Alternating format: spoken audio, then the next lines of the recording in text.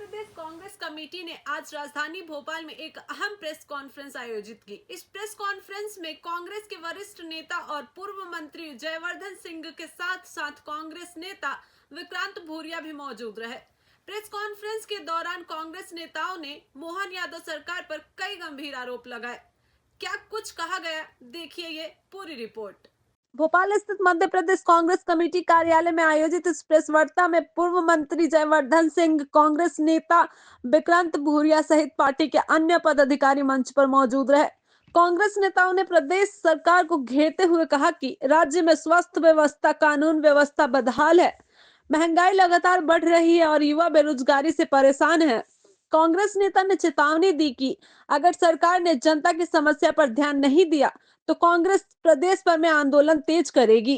भोपाल के कांग्रेस की इस प्रेस वार्ता के जरिए सरकार को साफ संदेश दिया गया कि विपक्ष अब सड़क से लेकर सदन तक आवाज बुलंद करेगा।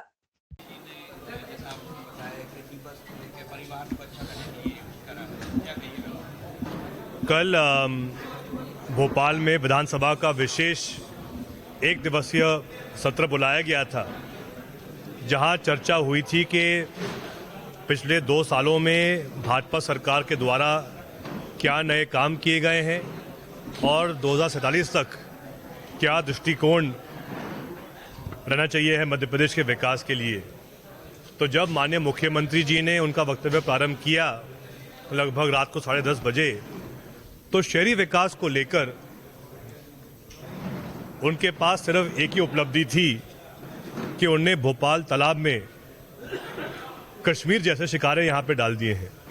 अब आप मुझे बताइए, जो व्यक्ति प्रदेश के मुख्यमंत्री हैं, जिनके पास हजारों करोड़ की बजट है, लेकिन 2 साल के कार्यकाल के बाद वो उपलब्धि के रूप में कुछ शिकारा जो कश्मीर की विशेषता है वो भोपाल तालाब के लिए लाए हैं, वही बस एक उपलब्धि है आपकी।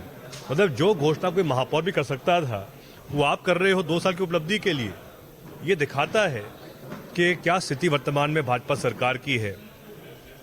हमने ये भी आज कहा है कि पिछले 2 सालों में जब से माननीय मोहन यादव जी मुख्यमंत्री बने, क्योंकि वो स्वयं उज्जैन के नागरिक हैं, उन्होंने बहुत बड़े दावे पेश किए कि उज्जैन लैंड पूलिंग स्कीम के माध्यम से सिंघर्ष 2028 के लिए बहुत बड़ी योजना वो ला रहे हैं, जिसमें 2500 हेक्टेयर भूमि अधिग्रहण उन्होंने शामिल किया। उन्होंने दावा किया कि भूमि अधिग्रहण के माध्यम से 2000 करोड़ का निवेश किया जाएगा। लेकिन जब ये 2500 हेक्टेयर की भूमि आम किसानों की पाई गई और जब किसानों ने इस बात को उठाया, कांग्रेस के हमारे उज्जैन के विधायकों ने इस मामले को उठाया, स्वयं भाजपा के विधायक जी चिंतामन मालवीय जी ने इस मुद्दे को उठाया और उसके साथ साथ भारतीय किसान संघ ने इस मुद्दे को उठाया, तब भी वो विचार करते रहे। उसके बाद नवंबर 2025 में उन्होंने कहा कि हम इसको वापस ले रहे हैं। लेकिन तब भी आप बेशर्मी देखो, सिर्फ उस पूरे लैंड पूलिंग स्कीम के 4-5 बिंदु उन्होंने वापस लिए, पूरी योजना वापस नहीं ली।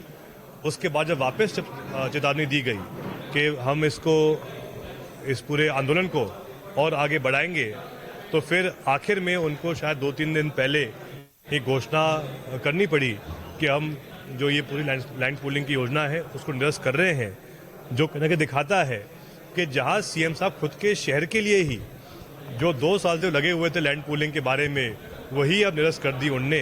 तो ये दिखाता है कि कहीं ना कहीं आज वर्तमान में सीएम साहब के पास केवल मध्य प्रदेश ही नहीं बल्कि उज्जैन के लिए भी कोई विजन नहीं है। देखिए, बहुत दर्दनाक घटना है जो सतना में हुआ है, जहां पर 4 बच्चों को जो थैलेसीमिया से वैसे ही पीड़ित थे और उनको HIV एड्स संक्रमित खून चढ़ाया गया। ये दिखाता है कि ये पूरा जो सिस्टम है वो कोलैप्स हो गया है, ये सरकार कोलैप्स हो गई और अभी तक ना मंत्री ने ना प्रशासन ने किसी तरह की अकाउंटेबिलिटी नहीं ली है। जवाबदेही सरकार नहीं है ये, और ये कोई एक्सीडेंट नहीं है, ये क्रिमिनल नेग्लिजेंस में आता है कि जब आप पूरे बच्चों का जीवन ही खराब कर रहे हो। और ये सिर्फ सतना में नहीं हो रहा है, ये पूरे मध्य प्रदेश में हो रहा है। जो जांचें होना चाहिए, जिस तरह से होना चाहिए, उनका पालन नहीं करा जा रहा है। और इसमें बहुत बड़ी जो चीज सामने आई है वो ड्रग एडिक्ट रैकेट सामने आया है कि जो ड्रग एडिक्ट रहते हैं वो 3,000 से 5,000 रुपए प्रति यूनिट खून के लिए, एक थैली खून के लिए 3 से 5,000 रुपए उनको मिलते हैं। तो उनके खून लोकल मिली भगत से बार बार चढ़ाया जाता है और इससे बहुत सारे लोगों की जिंदगी पूरी तरह से खत्म हो रही है। और इसलिए हमने ये मांग करी है कि जो वहां पर जिला प्रशासनिक अधिकारी, जो जिला स्वास्थ्य अधिकारी है, उसका निष्कासन होना चाहिए, जो ब्लड बैंक ऑफिसर है उसका निष्कासन होना चाहिए। साथ में जो पीड़ित परिवार, उसकी क्या गलती है? उसकी तो कोई गलती नहीं थी, ना बच्चों की कोई गलती थी। उनको पूरा देख रेख और इलाज का खर्चा सरकार को उठाना चाहिए, उनके परिवारों का पालन पोषण की जवाबदारी सरकार को लेना चाहिए। और इसके साथ साथ पूरे जितनी भी ब्लड बैंक है हमारे प्रदेश में, उन सबका एक साथ ऑडिट होना चाहिए, तभी दूध का दूध और पानी का पानी होगा। और इसमें जो मंत्री जी हैं उनकी जवाबदारी बनती है कि वो इसमें जवाबदेह बने। पहले छिंदवाड़ा में भी हुआ, उसके बाद आपका इंदौर में भी चूहा कांड हुआ। तो जब क्या प्रदेश के बच्चे मरते रहेंगे?